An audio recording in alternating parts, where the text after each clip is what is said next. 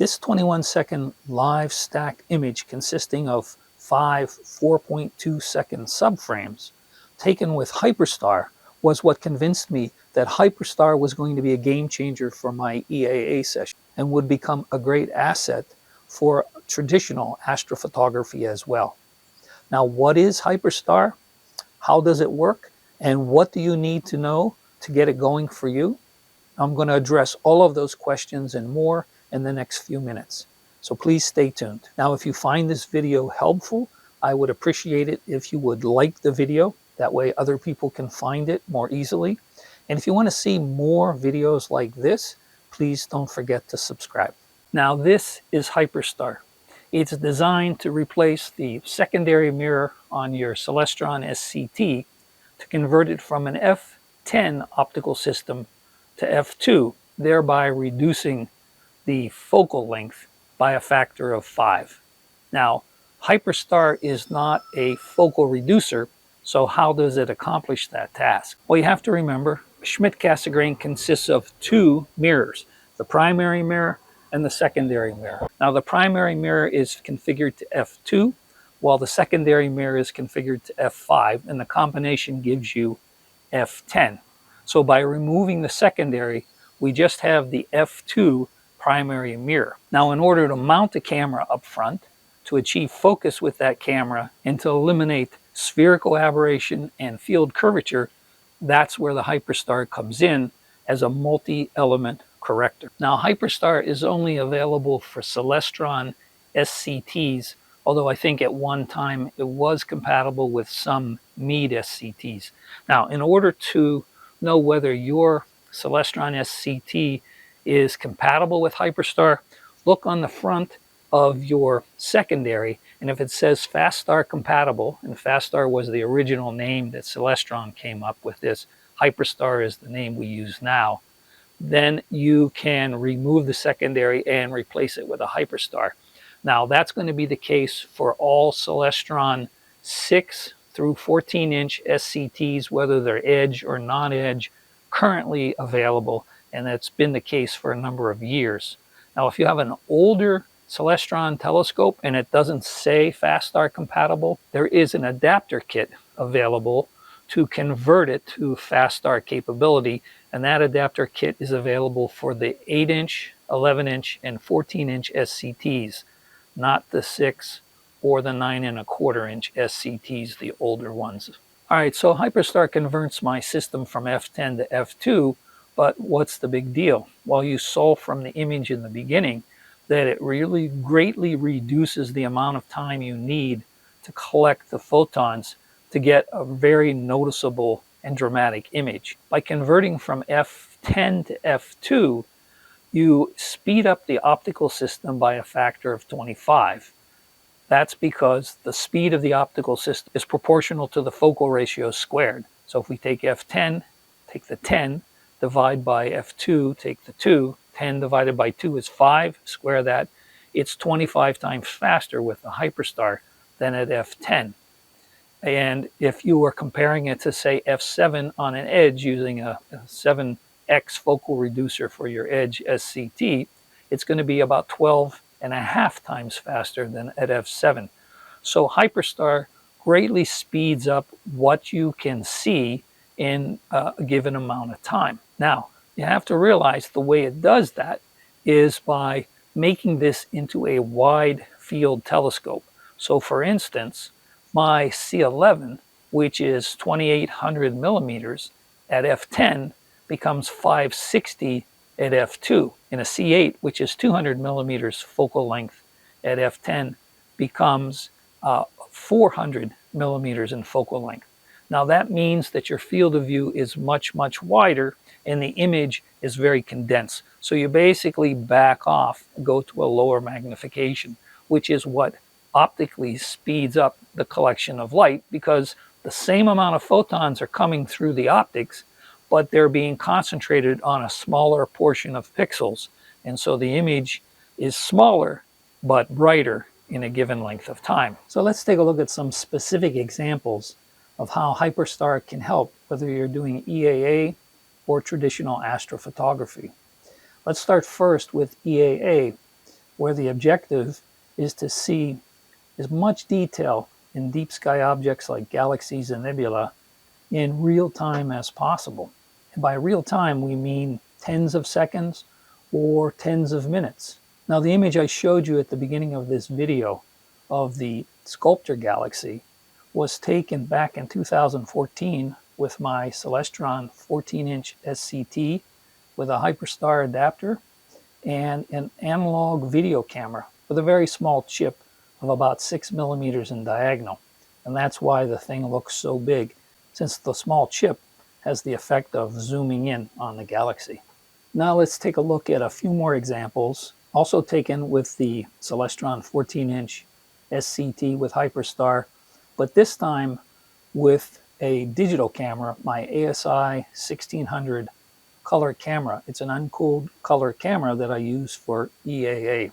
And all of the images, whether they're single frames or live stacks, or taken using SharpCap live stacking software. So this first image that you see here is the Veil Nebula, NGC 6993. And you see in this single 30-second frame, we're able to capture not only significant detail, but some very intense colors in the nebula itself. Now here's an example of a fairly large galaxy, M33, otherwise known as the Triangulum galaxy. And you see the whole galaxy here fits in the field of view because we have a very large frame. This is also a single 30-second image taken with the Hyperstar. Now here's an example of a stacked frame. This is the Helix Nebula, NGC 7293. This was taken with a stack of 60 30-second frames for a total of 30 minutes. And you can see the intense color that comes through in the Helix Nebula. Now, we don't actually wait 30 minutes to see something. We see something right from the first 30-second subframe as it builds on the screen with each successive subframe that is stacked live in front of us. So we get to enjoy the beauty of something like this Helix Nebula as the detail and intensity increases with each successive subframe. Now here's the Sculptor galaxy again, also taken with the 14-inch SCT using the Hyperstar, but this time with the ASI 1600 camera, which has a diagonal of about 23 millimeters. And you see the scale difference between this image and the one taken with the very small chip analog camera I showed at the beginning of the video. Now you can figure out what your field of view is. There's a simple formula that gives the approximate field of view in degrees, and this is the formula here, where D is the diagonal of your chip, or it could be the length of any one side of the chip, and L is the focal length of your telescope at whatever focal ratio you're running. So in this case, we're doing Hyperstar, so we'll be at f2. And both the chip size and the focal length are given in millimeters, and the result is in degrees.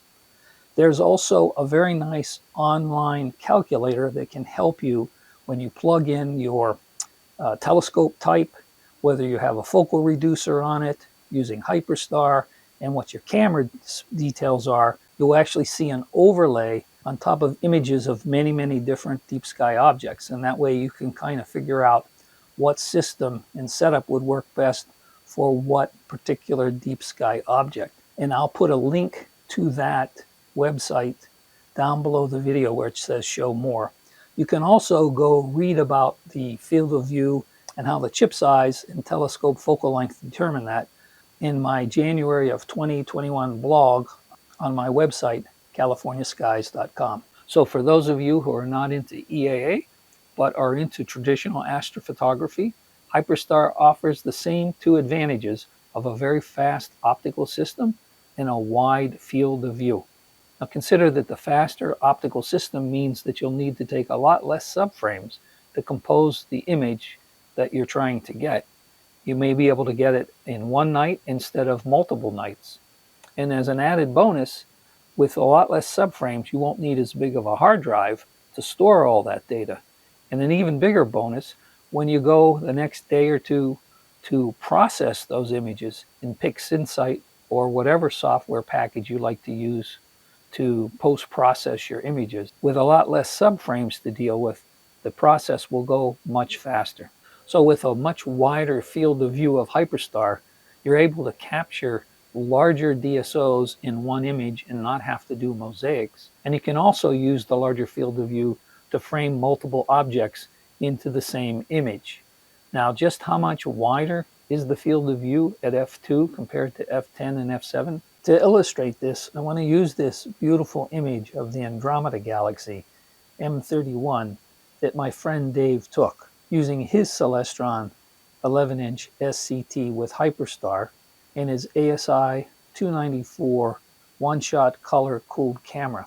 Dave took a total exposure of 213 minutes using 90-second subframes. You can see that Dave was able to get almost the entirety of the Andromeda Galaxy into a single field of view using the Hyperstar. Now, just what would the field of view look like if you didn't use Hyperstar? I want to illustrate with Dave's image by overlaying two rectangular boxes, the first showing the field of view at f7 and the second at f10. And you can see with either of those focal ratios, you really don't get much of the galaxy at all into the image frame. So let's take a look at one more of Dave's really nice photos. This one is the Horsehead Nebula taken with the same setup. This time he took 30-second subframes for a total of 92 minutes. And you can see that the wide field of view and the fast optical system does a really nice job of bringing in lots of nebulosity and color in what amounts to a fairly short total exposure of less than 2 hours. So I encourage you to take a visit to Dave's website if you want to see more of his impressive photos. His website is www.upinthesky.net. So whether you're doing EAA or traditional astrophotography, as I said in the beginning of this video, Hyperstar is a game changer, turning your f10 or f7 SCT into a much wider field of view and much faster optical systems. You can see more in a lot less time. Now, Hyperstar is available from any of the large astronomy retailers, and I'll put links down below the video where it says show more to a couple of those that will take you right to their Hyperstar ordering page. Now, when you order Hyperstar, you're going to have to specify the aperture. Is it a 6-inch, 8-inch, 14-inch telescope? You'll have to specify whether it's edge or non-edge. That will also impact the particular Hyperstar that you get. And finally, you're going to have to let them know what camera that you intend to use with it, because the adapter that comes with the Hyperstar, that's this piece here between the Hyperstar and the camera, is designed for both a particular aperture but also a particular camera. And that provides the correct backspacing so that your camera can come to focus with the Hyperstar. It also provides the correct threads so that your camera easily threads onto that adapter and connects to your Hyperstar. The camera adapter that you'll get with your Hyperstar depends on two things: the aperture of the SCT. So you see this is for a 14-inch aperture and this is for an 11-inch, so you see the diameter difference, and also for the type of camera. So when you specify the camera, there are two things that the adapter will need to match. One is the thread size. So this is for a video camera. These are C-mount threads. These are M42 threads for my ASI cameras. The second thing is the length of the adapter, and that's to give the correct backspacing so your camera comes to focus with the Hyperstar. Now, another thing is if you want to put a filter in line. Now, as you could see, you really not practical to use a filter wheel with the Hyperstar, but they have a interesting design here on the Hyperstar camera adapter. You simply unthread the top piece, and there's a spot here for threads for a filter. So I have a UV-IR filter here. If your camera already has a UV-IR filter, you could put a light pollution filter in there or a hydrogen alpha or whatever you want. And if you're using only one filter, that's a pretty handy thing to have. Now, if you want to use more than one filter during your session, it's not so convenient to take your camera off and unscrew this. So what they make is a modular system that provides you with a filter drawer.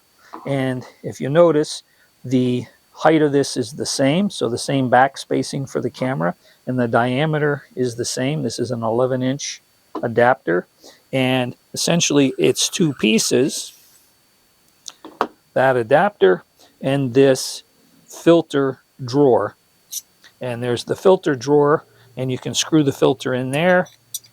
It goes in and it locks in with a magnet. And during your session, if you want to change filters, simply take the filter drawer out, and you can have other filter drawers ready with the filters already in them, or you can unscrew and change the filter and put it back in there. And you can hear that little click. It is a magnetic adapter, so it holds it in place. Now the Hyperstar comes with 9 screws on the face of it. Now these 3 here on equal angles are the ones that allow you to loosen and then rotate the camera angle. So this way you can, without removing the Hyperstar, adjust your camera angle.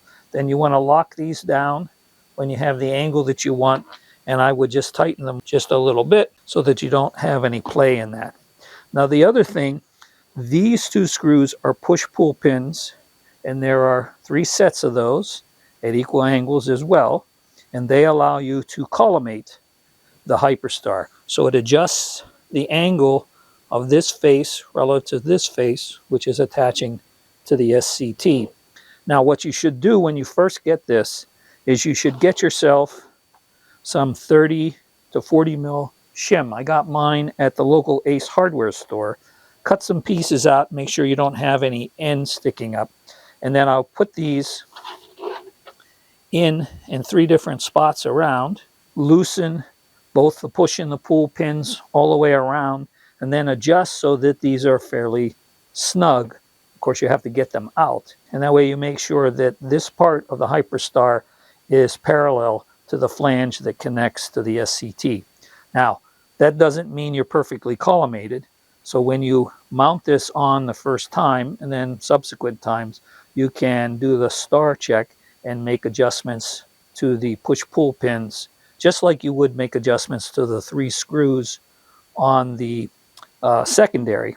In this case, instead of just 3 screws, you have the sets of push-pull to do that. So let's go through the installation procedure for the Hyperstar. The very first time you do this, like probably most of us, be a little bit nervous.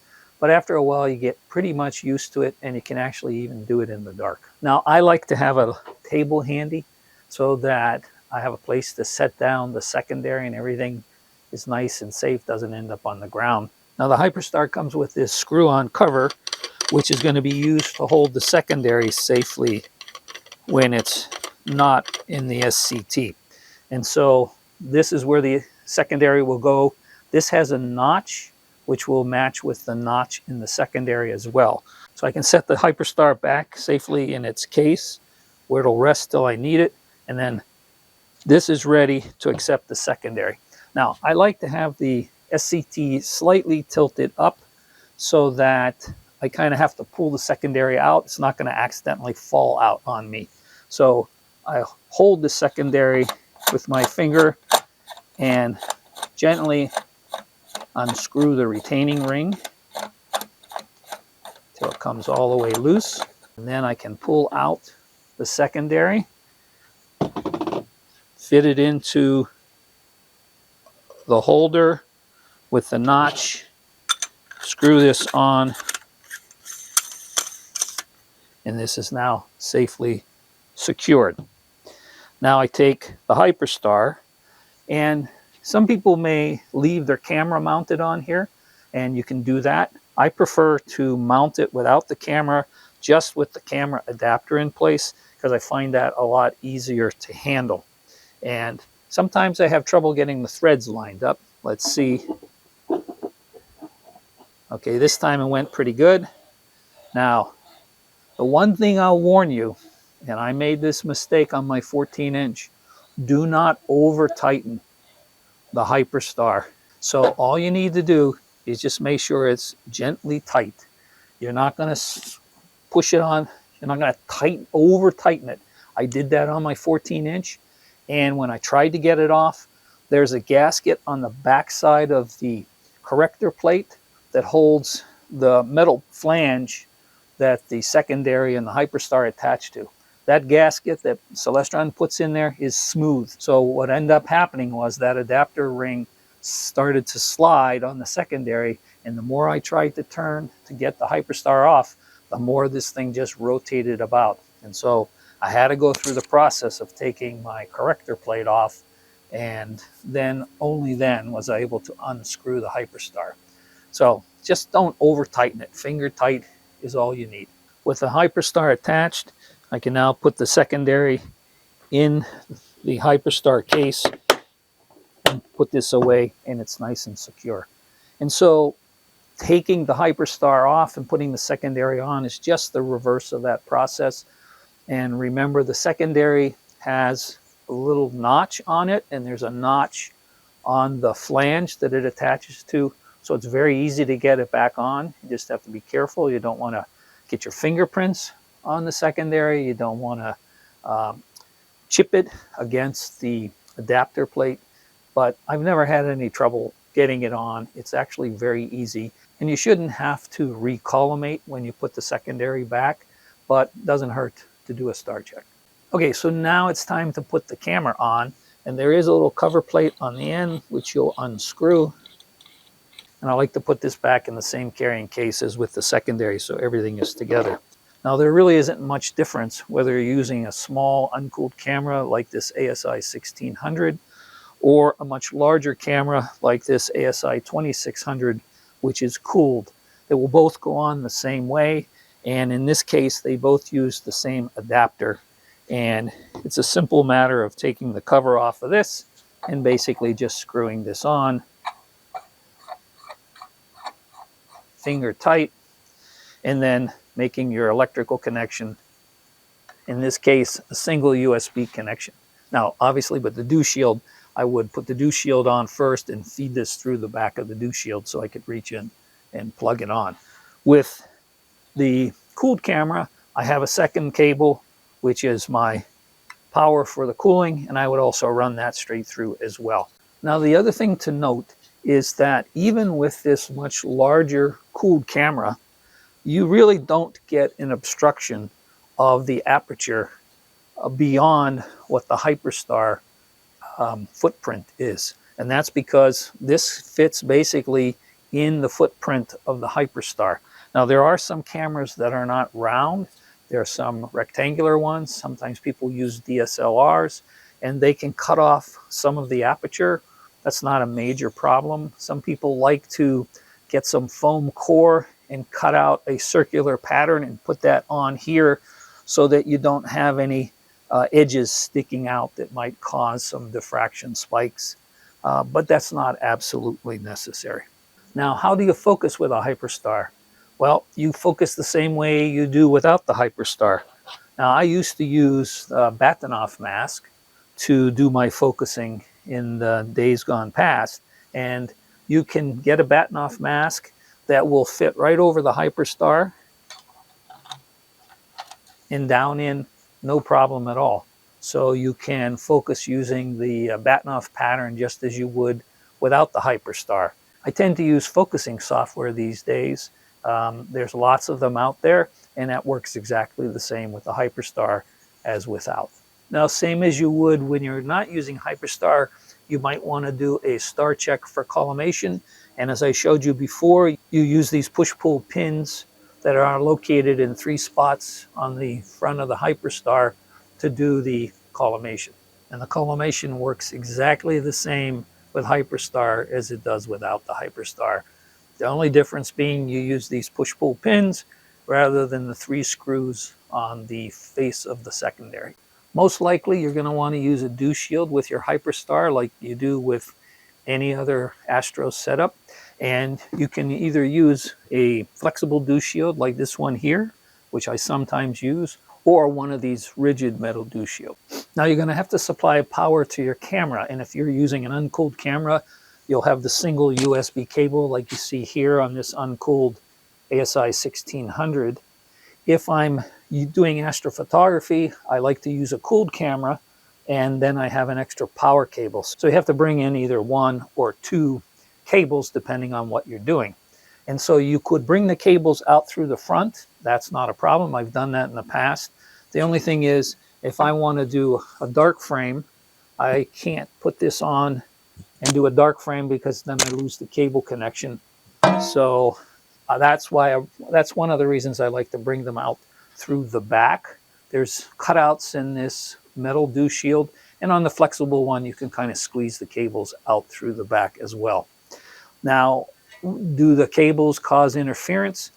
If you were to bring the cables out the front and you do them nice straight cables going on either side, they can act like the spider vanes on a secondary on a Newtonian and give you some diffraction spikes. And that's okay for some people, but if you run them so that they're not straight lines, and you can see this one going back through there is not going to be a straight line, I don't notice any diffraction spikes, so the images look perfectly fine. Now, if your telescope is going to stay out all night or all day and you need to cover it, keep in mind that if you use this rigid metal dew shield and you keep it on, that the cover is going to have to be bigger than the normal cover for the size SCT that you're using. Otherwise, the cover won't drape down as low as you think it will. On the other hand, you can take the dew shield off, and there's no reason why you can't put the cover directly on this with the Hyperstar in place. Just be careful you don't snag the cover on the Hyperstar when you're putting it on or taking it off. You don't want to put undue stress on that point. Now, am I going to damage my corrector when I hang this relatively heavy Hyperstar plus camera and adapters off the front of the corrector plate? This Hyperstar is about 3 pounds, so it's not lightweight.